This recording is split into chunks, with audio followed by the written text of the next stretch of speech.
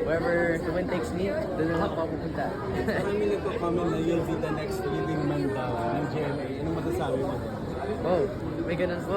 Oh, that's really cool na marinig po yun, and sana po mapunta po sa maganda yung career ko po, and I'm just gonna keep doing my best in everything po.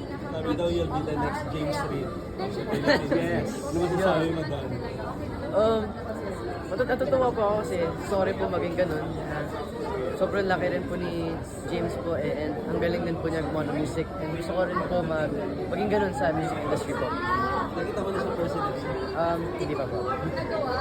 Hindi pa. Last na, anong reaction mo dun sa tinatawag ko yung face card? Anong reaction mo? Yung face card? Yeah. Man, nagulat po ako kasi sa loob ng bahay, yung haircut ko po nun sobrang iklit. Tapos medyo insecure ako ng time na yun. Pero nung paglabas po, ngayon, it's nice na po yun. May mga stylist na po ako, kaya natuwa po ako na tinatawag po akong ganun. Kahit na medyo ano yung teeth ko, sinasabi nila, it's nice. So, parang na-boost din po yung confidence ko sa mga compliments ko na binibigay po nila sa akin. Pero you're planning na yung team mo ay mas improve para mas maganda sa screen. I don't really know. Asset mo.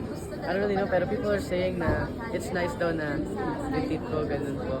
And, ayun, I'm just gonna ask my mom, I guess. So all set na for your fan meet?